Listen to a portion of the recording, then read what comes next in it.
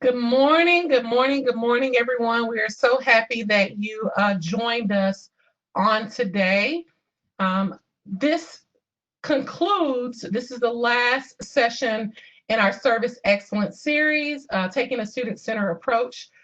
We hope that you have learned a lot as we've navigated through this series, and we hope that you guys will continue to learn a lot as you are helping and assisting our students in the district.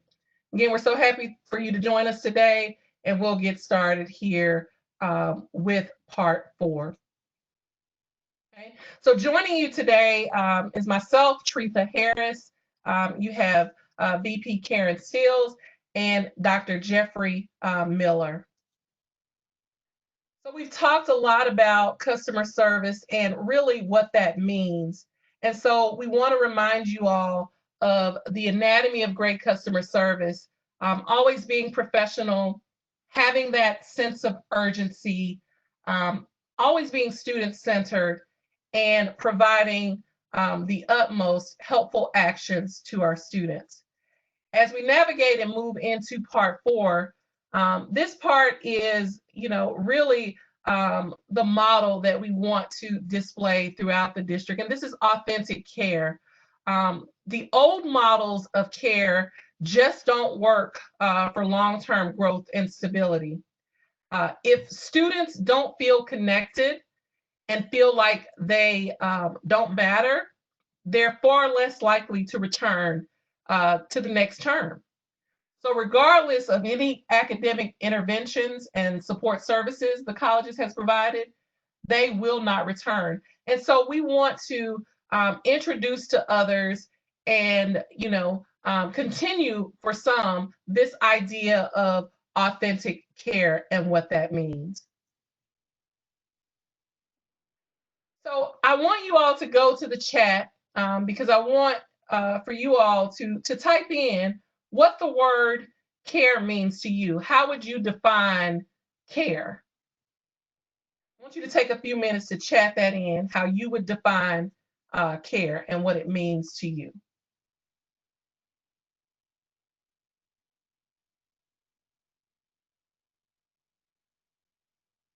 Any takers this morning?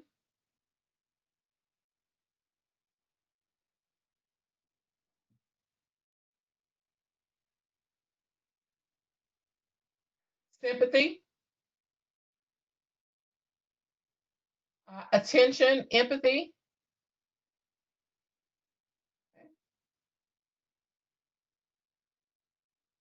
So we see that the definitions, meeting someone's needs when needed, we see that the definition has changed from our initial session. Compassion, giving attention in the form of love, concern. Awesome. Thank you so much. Thank you so much. Nurturing. Keep them coming. As we navigate through this training, please feel free to chat in the box. As we are able to, we will address those. Understanding the needs of others. Thank you so much. Now we move into giving you the meat and potatoes of what authentic care actually means. Good morning, everyone. It's so nice to have the opportunity to close out today's session in talking with you about authentic care. So, as Tretha indicated, this is a new conversation for some and a continuation for others. When we're talking about authentic care, we're really talking about authentic, genuine, and a personal investment in students' lives and their success. So many of you typed many things in the chat box that indicated sympathy or, indicating that you might care about students in the sense of a feeling. And I think that if we were to ask, if we were to ask all team members across the district if they care about our students, I'm certain that 99.99% of our team members would definitely express that they care about students. But when we actually dig a little bit deeper into what does that actually translate to actually mean? What does that look like? We're really talking about a personal investment. And what do I mean by that? It means that when a student does well, when a student has a success, that we are actually looking at that success as something that we personally are also achieving, that we have a win when the student wins. And likewise, when there is a challenge or the student has not perhaps performed to the extent that they would desire, we take that personally. And we take it personally such that we are willing to look at the ways that we can propel them, to give them what they need and help them to move forward. So we're really talking about going beyond our talk. The advertisement for today's session that was sent out to you was described as walking our talk. And so while it might be very supportive to give words that are supportive and to give words that are encouraging, and words that indicate we care about student success, those things are very important. So I definitely don't want to discourage anyone on today's call from making those encouraging comments to students. But when we really are talking about authentic care, we're talking about going beyond those verbal expressions of support, sympathy, or even understanding. It's really about demonstrating our care through help giving action. It's actually us walking our talk, meaning that we are pairing actions for students with those caring words. So we're not just saying we care, but we're actually giving them tools, giving them suggestions, following up with them, giving them tangible components that actually help to move them to the next step in whatever their journey is. Ben-Simone, Robert, Dowd, and Harris define authentic care as reaching out to students and proactively giving them the tools that they need to succeed. So we aren't waiting for our students to look for us to give them the help they need, because many times they don't know what they need. It's us being proactive as practitioners because we know the challenges, right, that many students have. And so we want to be substantive in what we provide. We want to be helpful, and we want to support our students by giving them next steps as they journey through the student experience. We'll now transition to Dr. Miller, who will talk a little bit more about authentic care to help you understand what it is and perhaps what it is not. Yes, thank you, Aaron. Appreciate that. Definitely, when you think about this idea of authentic care, I think it's very important that we consider what it is not. That contrast can help us better understand, in sort of layman's terms, what it means to have authentic care. So, what comes to mind as the opposite of authentic is aesthetic. Something that appears on the surface, superficial care, and that, as we mentioned earlier, something as simple as going through all of the right emotions that express that we care in our feelings, but as a practitioner, we can easily focus on our own actions, but we really need to think about the student outcomes in terms of authentic care.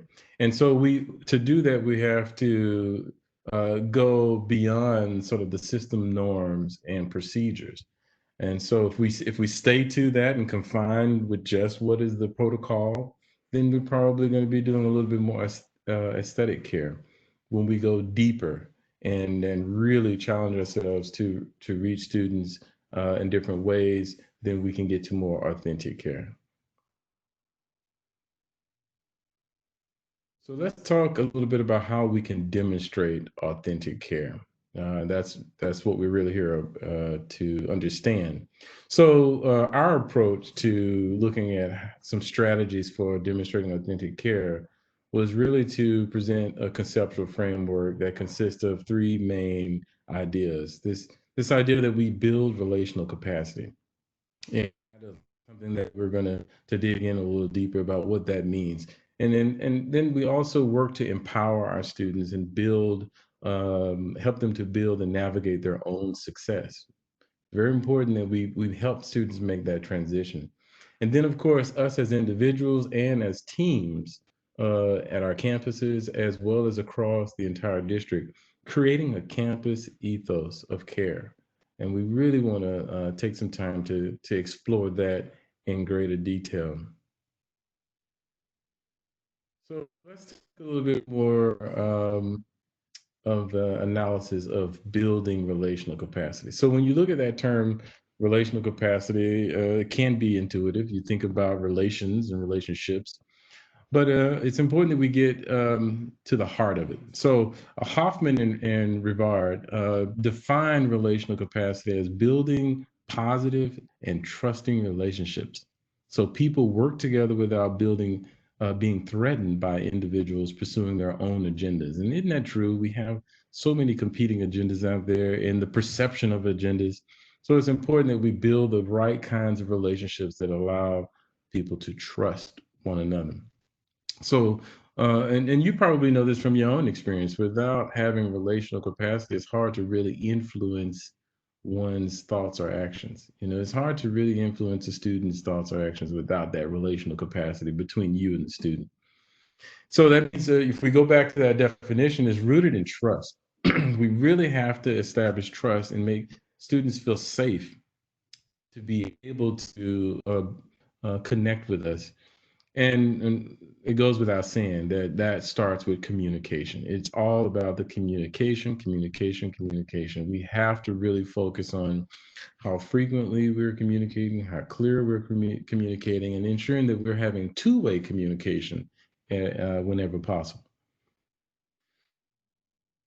So let's look at now some practical strategies. So what are some things that you can do starting today? You could do these things and to help yourself build some relational capacity with the students you serve.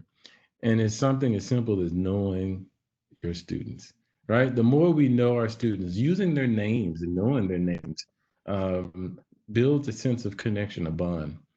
Break down barriers when you can use a person's name throughout a conversation. Also, learning at least one personal fact about a student that goes beyond just their academics, knowing something about them, knowing their hometown or their hobby. You never know how that piece of information can really resonate with that student and make them put them at ease when they're working with you. And then, of course, whenever you have a session or opportunity, if you're advising or working with students on a regular basis, having an opportunity for them to, a space for them to just check in, just to share a little bit about what's going on for them. And you also sharing a little bit about what's going on for you when appropriate.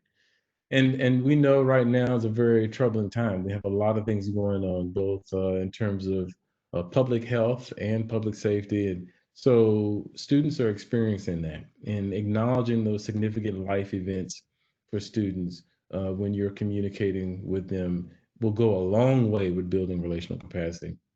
And this is something that is going to require a little bit more work on our part, but this being transparent.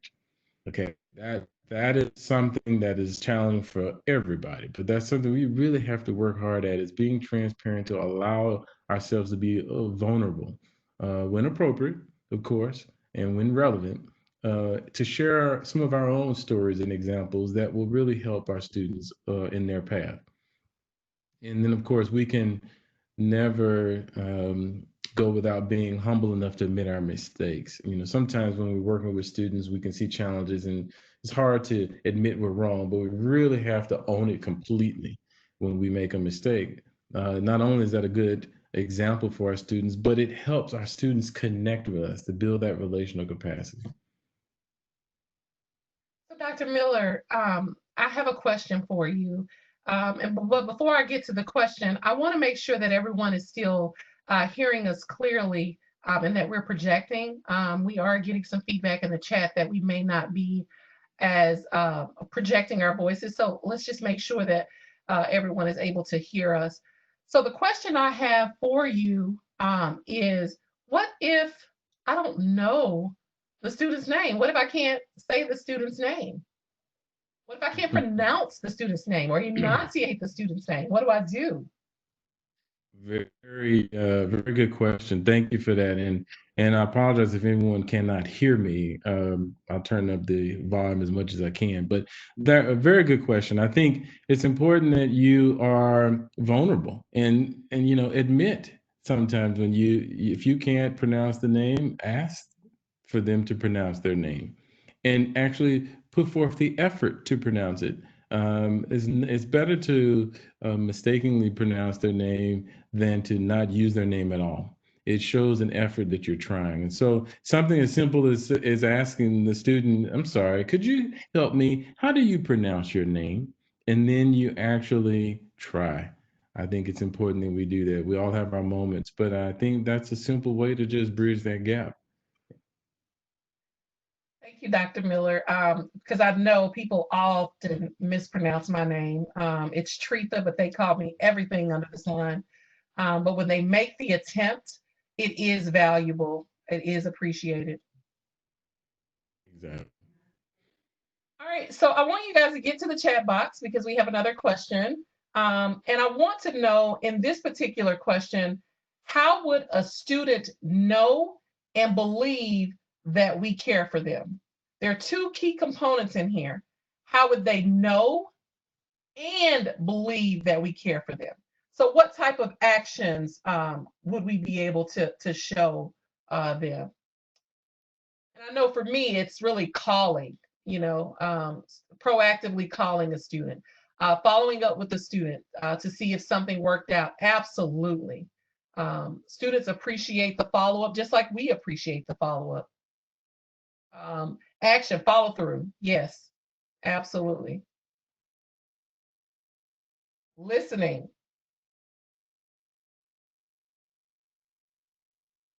Your facial expressions during a conversation, yes.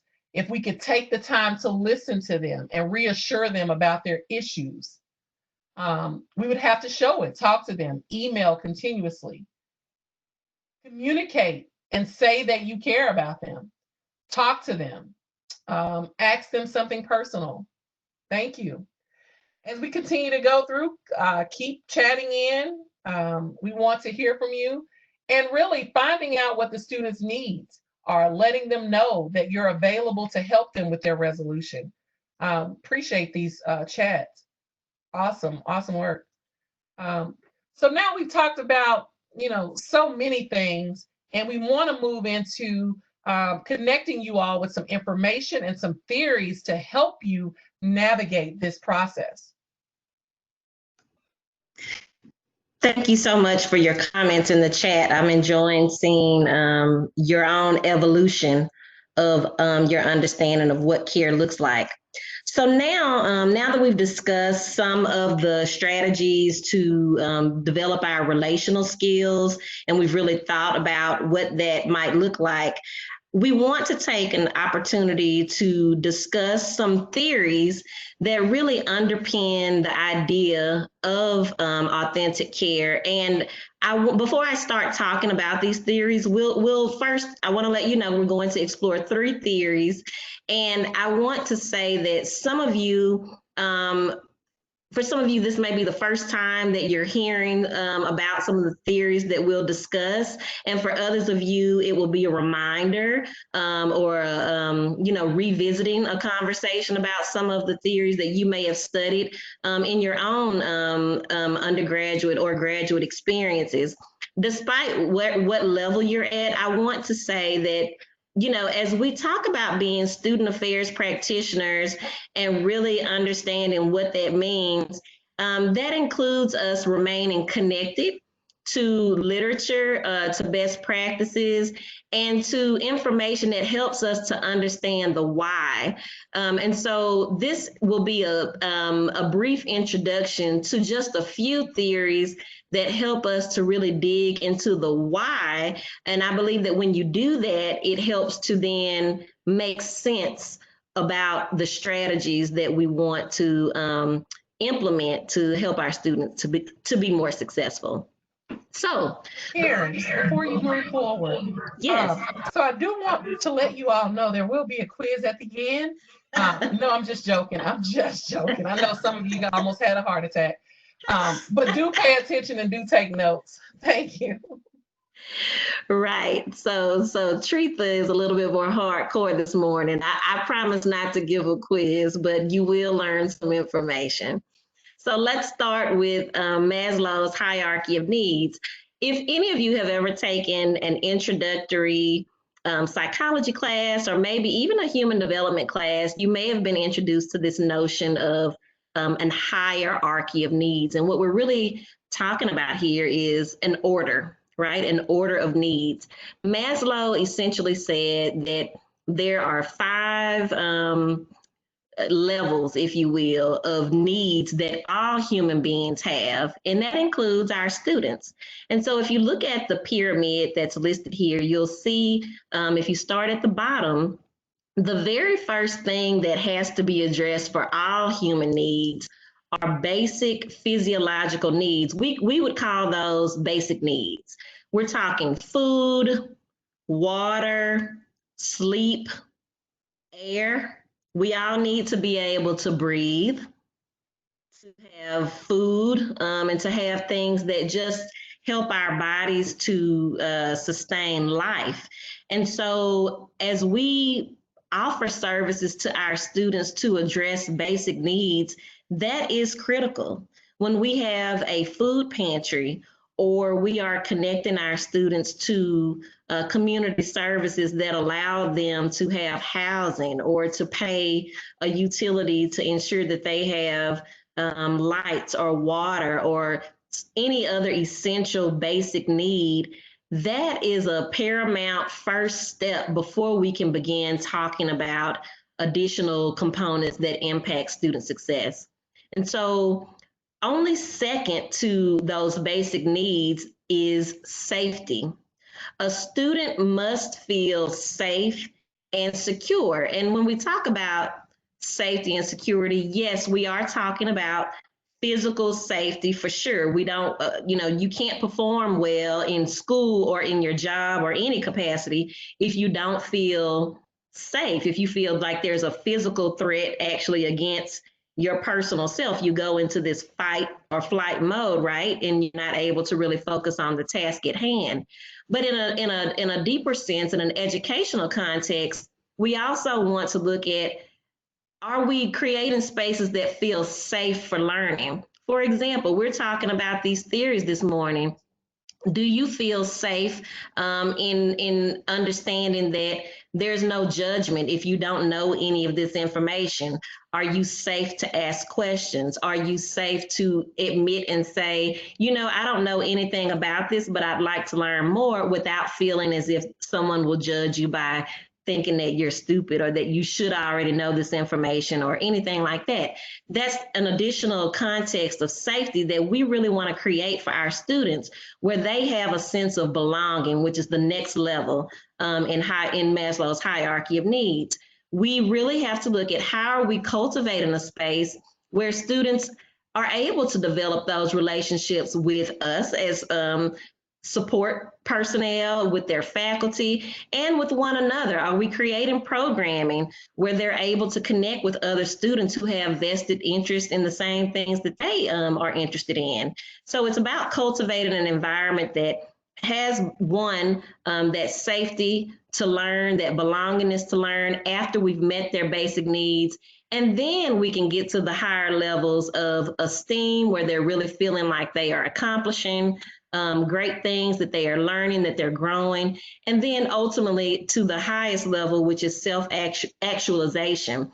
And self-actualization is really that pinnacle of when we are really living our lives aligned with what we see as our purpose. It's really about seeing ourselves where we are thinking of others, where we understand how our actions impact those that are around us.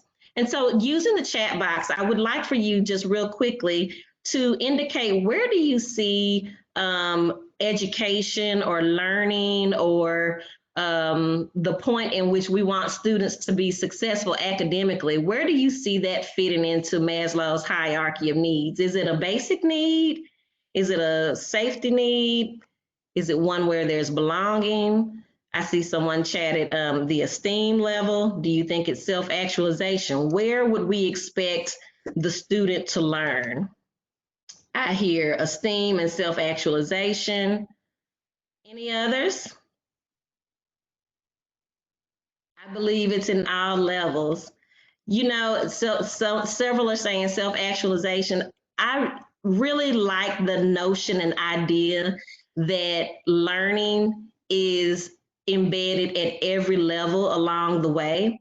But I do want to show you a version 2.0 of Maslow's hierarchy of needs that really kind of points out that learning and the cognitive needs are technically aligned with esteem, because that's where we're really pursuing knowledge, where we are gaining acknowledgement and appreciating recognition from our peers, from faculty, from others that acknowledge the development of our skills. And while that's technically where it probably does fit on Maslow's hierarchy of needs, I do appreciate that learning is really embedded at every level. And we just have to recognize and know that until a student's physiological needs are met, until they feel safe, until they have a space where they feel like they belong, it's only then that we can really begin to elevate and help to get them into a space where we can develop those higher order needs related to their esteem, their learning, and ultimately their self-actualization. So the main takeaways, that there are 5 levels of self-fulfillment needs that motivate people. Basic needs must be addressed before any other needs can be addressed. Students must feel safe and secure, and making students feel like they belong is key to student success, and understanding that learning is tied to students' esteem is essential to their elevation to self-actualization. Now, we've talked a little bit about students' needs. I want to introduce to you and reintroduce to some of you the idea of another theory called Bandura's self-efficacy theory, which moves a little bit away from needs, and it really focuses on this idea of self-efficacy. And what does that mean? We're really talking about a student's self-belief, almost like their self-effectiveness. How effective do I think I can be at accomplishing a task? How effective do I think that I can be at accomplishing a goal? It's similar to confidence. The higher someone's self-efficacy is, the they are to achieve the outcomes that they desire to have. And for our students, we know that those outcomes are what? Persistence, retention, completion, transfer, getting the job that they want. And so there are 4 main things that influence self-efficacy, and we're going to talk about those really briefly, really emphasizing the very first. Let me ask you this question. What do you think is the number one way to enhance someone's confidence or enhance someone's belief that they can actually accomplish a goal or a task? According to Bandura, the number one thing that you can do is to actually accomplish the task. In order to believe that you can be successful, you have to be successful at doing an affiliated task associated with that goal. And so you may say, what are you talking about? It's too early for this nonsense. Well, this is what I mean. If we want students to believe that they can be successful in getting a degree, getting the job that they want, it begins with first identifying things that they can actually accomplish and win. And that may be as small as a student has signed up for an appointment with you, they kept the appointment, and they were prepared for that discussion. That is a win. And why does that matter?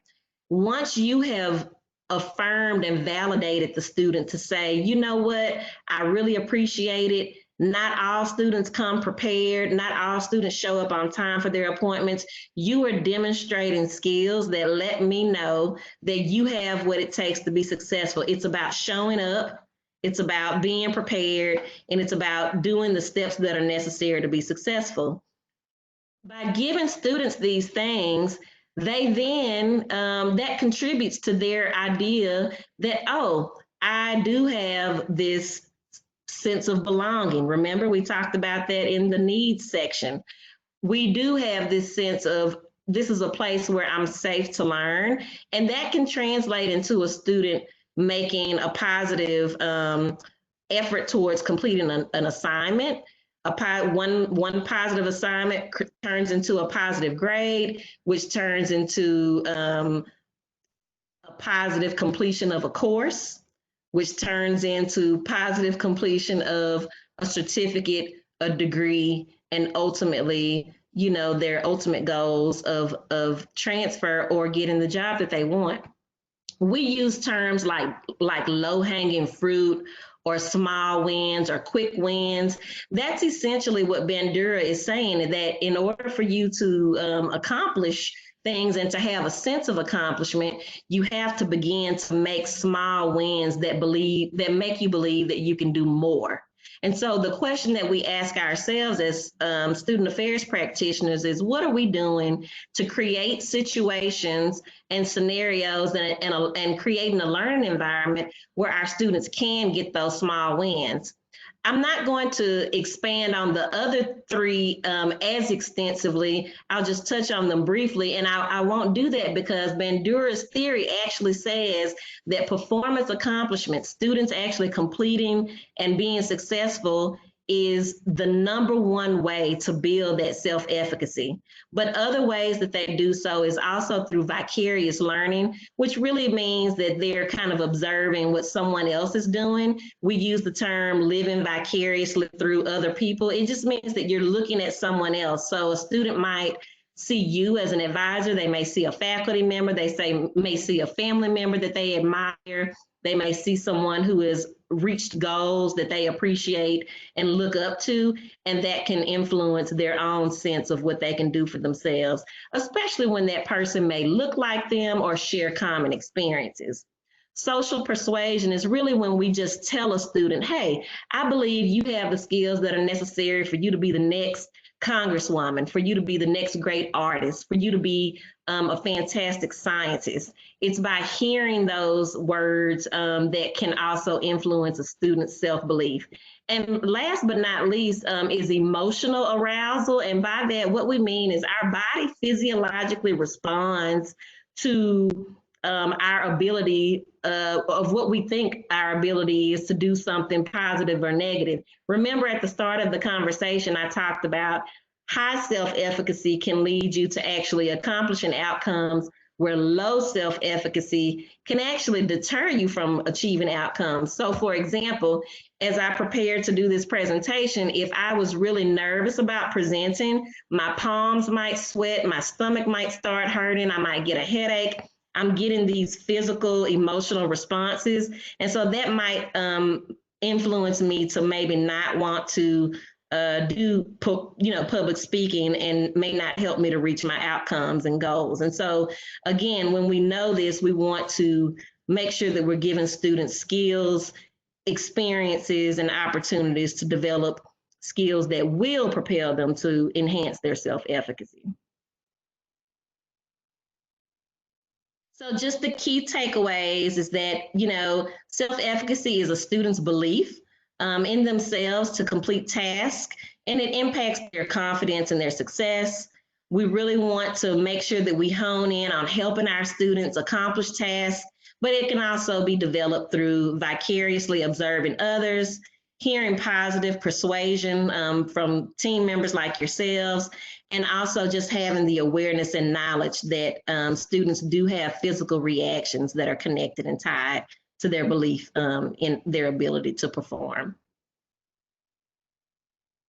Now that we've addressed needs and we've talked about self-efficacy, we want to look at a third theory that really looks at some external factors that influence student success. And so the socio-ecological outcomes model, for one, it's a mouthful. And again, just a reminder, there is no quiz. I know there's a lot of arrows on this page and it can look a little scary. There's a big red circle in the middle of the page, but I want you to know that this concept is easy to understand. There's a key takeaway that we will look at the end of this one as well. So essentially, the SEO model starts with inputs. And so inputs really just tell us that each student comes to us with unique experiences, whether that's their age, their language, their socioeconomic status, the various things that they may be exposed to, societal factors like racism, poverty, so on and so forth. A student comes to us with their issues, right? And then there are 4 socio-ecological domains. One is non-cognitive, and that's really just meaning kind of those intrapersonal issues that are not academic in nature. The second are the academic factors, like what's happening in the classroom, what's the relationship with faculty. The third is environmental, like what actually is happening in our home environment, in our personal space. And the fourth is campus ethos, where we really look at the character, the nature, or the spirit of the institution. And that's where we really want to focus. And we'll talk a little bit later more about campus ethos, about, what are the things that we can control at the campus level that impact those outcomes that we want to achieve for students, which include those student success points. So lastly, I'll just say, as students affairs practitioners, it's really important for you to know that campus ethos is really the way, it's the area where we have the control to influence student success.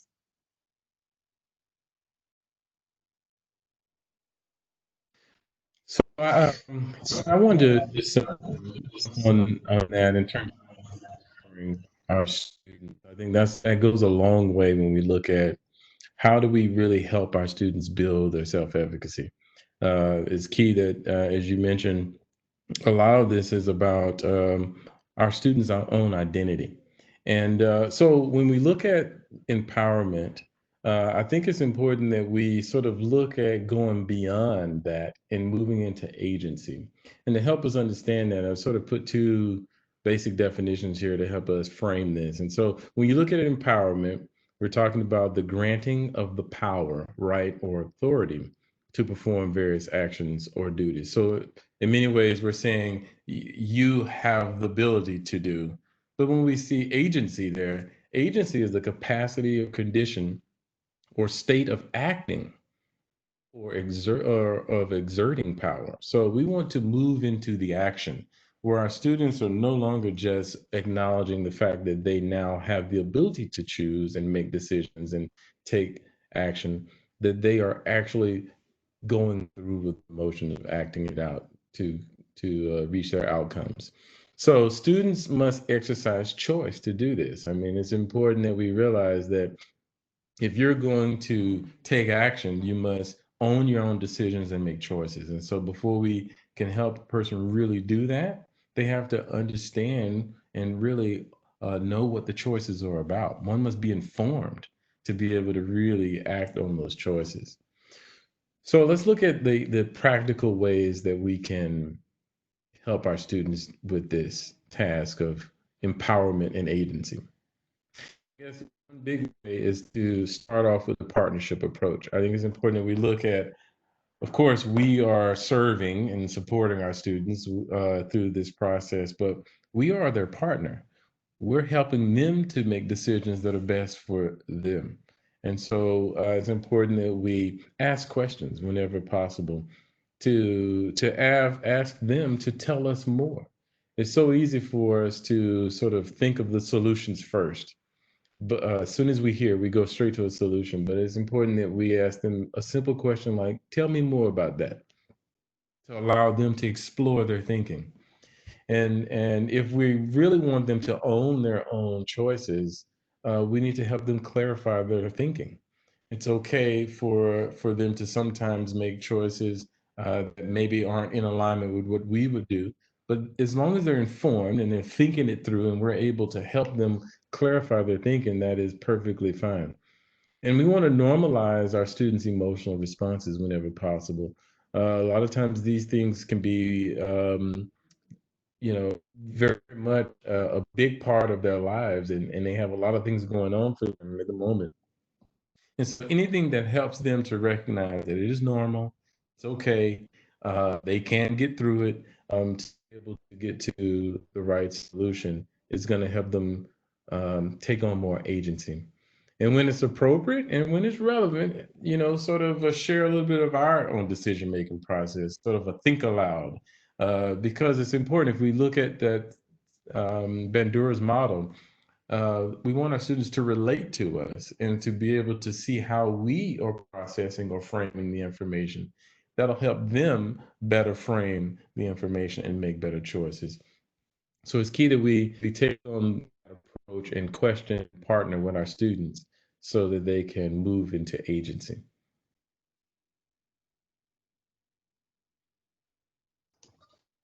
All right, and so now we will continue talking a little bit about cultivating an environment of care at DCCCD. So a few moments ago, I mentioned to you the word ethos and talking about campus ethos, and so this will dig just a little bit deeper into that idea.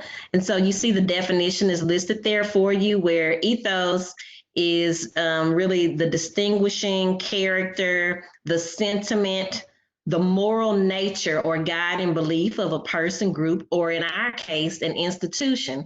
So I like to say we're really talking about the culture, the spirit, or the flavor of the campus. You know, when you think of, for those of you who like to travel, if you think of visiting a city, there's a different spirit or flavor when you go to, say, New Orleans versus New York, right? Those are two very different environments, two different spirits, two different flavors of those cities. And so we're really talking about what spirit, flavor, or distinguishing characteristics are we creating on our campus? How would students describe our flavor or our spirit or the characteristics that are present on our campus? We want to think about that because first, we need to know that it's not our students' job to come with everything that we believe they should have already prepackaged, right, to be a successful student. Students are not broken.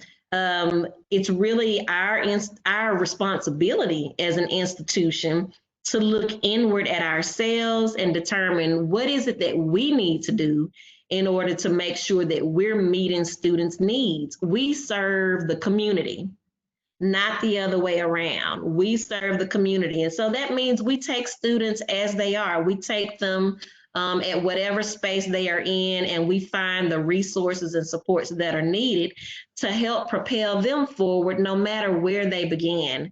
And so it's really about this idea that we need to be colleges that are student ready versus us asking and expecting students to be college ready. And I know that, you know, we talk about students being college ready in so many instances, but the campus ethos is the space where we can make sure that we are a campus that is prepared to be student ready. So some of the ways that we can do that is by one, using very intentional language that conveys care. And so we want to find ways to a yes, not find ways to say yes all of the time, because there are certainly times when we will have to say no. For example, I had a student the other day that just asked, they really wanted to take a math class that had already started, and they begged and pleaded and said they really wanted to take the class because they needed to graduate. And so I could have responded with, you know, no, you can't do that because these are the rules, these are the timelines, these are the policies. Instead, I said, because we care about student success, because we want every student to have a chance to really be successful, we don't allow for students to enroll in classes that have already started because the likelihood of you being successful is low. But what we can do is identify a class in summer 2 that where you can start at the beginning and have a chance to be successful. It's all about framing the language that's being used and how we present information to students that demonstrate a yes that they can accomplish. We want to use asset language versus deficit language. And asset language is just meaning we want to be on the positive. We want to say what we can do, not tell students what they can't do. If you're answering a question, think about, what can you say in the positive versus saying, no, this isn't something that we can't do or shouldn't do, or the policy says. Give them the affirmative, similar to what I described in the example about the student enrolling in the math class. We want to literally articulate safety and belongingness. And that may be literally saying, we are happy that you're here. I'm happy that you showed up today for your appointment. We're happy that you chose El Centro, Eastfield, Cedar Valley, Richland. We're happy that you chose our campus for your educational journey, and we're going to take care of you and make sure that you have what you need to be successful. We want to be intrusive. Again, not waiting for the student to invite help. Our students don't even know many of the things that they need, but we do as practitioners because we serve thousands of students every year. So definitely we want to get ahead of students' needs and be proactive rather than reactive. We want to provide regular feedback. And so when a student has done something well, or even if they haven't done something well, we actually want to give them that feedback that's honest and sincere. And we actually also want to give them feed forward. And that really just means giving them the next step. We realize these are the steps that you've taken, but here's what you need to do next to propel you to get to the next level. We want to encourage and model self-care. Again, going back to that, those basic needs and tying to safety and a sense of security, and telling students that we understand if you have a situation or circumstance where you can't be full-time, perhaps, or if you need a little bit of time, we want to definitely encourage students to recognize that their whole selves and taking care of their whole selves is important to their success. We want to make sure that our services are accessible and effective. It's not just about providing a service. It does no good if we just throw a bunch of programming together, but it's not effective at helping to resolve actual student issues, or it's not helping students to get to the outcome that we desire. So we want to make sure that those services, one, are accessible, that students can actually reach them and access them, and that they also work. We want to offer programming and spaces that create that sense of safety and belongingness. And so, that begins with understanding who your students are. You have to know who your students are to develop programming and activities or create even spaces on campus that address their needs. And so whether we're talking about special populations of students, like DACA students, Black students, Latino students, LGBTQ students, or students who just struggle with math, for example. Those are all specific groups that may have specific needs, and we need to ask ourselves, what are we doing to offer programming that really supports what these students need to be successful based on what's happening at our institution and what the outcomes are affiliated with each group. And lastly, I would just encourage you to continue participating in professional development that enhances your understanding of students and that enhances your understanding of self. The more you are engaged with thinking about these things, the more you're able to help our students to reach their own success. Thank you so much, Karen. We appreciate all this information, this great information. Now we want to move to benefits of caring for our students. So I just want to take a moment to sort of pull back and look at what we've been talking about in terms of authentic care from a benefit standpoint. Of course, we have the theory, we have the practical strategies, but what about the benefits? And many of us can really resonate with this when we see it in action. So, of course, we've been focusing on the student outcomes, which that is important. We know that by implementing more authentic care, that we will help build our student self-efficacy, their belief in themselves, and their ability to actually take action in their lives toward success. And we will ultimately be able to help more students achieve their desired outcomes. And we will definitely see those metrics improve when we implement more authentic care. But let's look at this as just the whole person, right? The full circle. We are people too. That idea of self-efficacy that impacts us as practitioners. This idea of our basic needs, the students' basic needs, we also have basic needs. And so when we actually implement authentic care, it actually helps us as practitioners as well. We are empowered. We can be more engaged in the work of service, supporting our students more effectively. This is tough work, and we all know that it requires a lot of dedication. It's very easy for us to grow weary at times, but when we are being more authentic in our care for our students, it actually comes full circle back to us. And then also by being more authentic in our care, we can see how every single person's role matters. Every single person along this whole continuum supporting students is a key to their success. So everyone has a role to play, individually as well as a team. We all have a role to play in when we're building in authentic care. And the more we do this, the more we model it with our peers, the more we model it with our students, the more that we can complete this loop and go full circle with ensuring that everyone reaches their desired outcomes.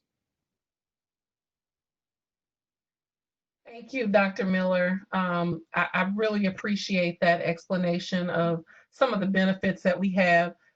We want to talk a minute about, as we navigate throughout the district, we want to move to this model of authentic care. We're not quite there yet, but we are hoping that we will be able to adopt, as we move to one college, that we will be able to adopt a DCCD or Dallas College model for authentic care, with some of the things that we've talked about in mind: taking the time and actively listening, engaging the students and getting their feedback, celebrate their accomplishments. And this is huge. And encourage our students to set those goals. If you want to know how to care for our students, really just show them. It's simple as that. Just show them. Your actions speak louder than your words. And we hope to have this displayed as one of the district model for authentic care going forward. Now, as we move to conclude this session, I want to move into some things, and I really appreciate you all for joining us for this series. I hope that you've been able to listen to all 4 parts. We thank you for participating, and want you to be mindful going forward how you will convey care to our students. What additional tools might you employ going forward? Think about that, write it down. So great professionals are deliberate and intentional in their actions. We should count it an honor to be able to make an impact on the lives of our students. Compassion stirs compassion. Gratitude stirs gratitude. When we connect with our students' basic humanity, we are likely to feel renewed on our own. We want to create the very best learning environment for our students. You all have heard this quote: "I don't care what you know until I know that you care." It's real, it's raw. So by creating this atmosphere on our campuses, we will inevitably retain more students. Students don't just want to hear you say, "Oh, I care." They want to see it. So this concludes our series on customer service, from the introduction to learning more in-depth customer service. We hope that you have learned a lot. We've talked about communicating in various mediums. We moved on to discuss tact and diplomacy. And lastly, authentic care. We want to thank everyone who provided information during this series, who presented, and we thank you all for joining. And we hope that you've learned a lot of new tips and that you put all of this into practice for the benefits of our students, our district, and our community. Thank you so much. Have a great day, everyone. Thanks, everyone. Have a great day. Thank you for joining us.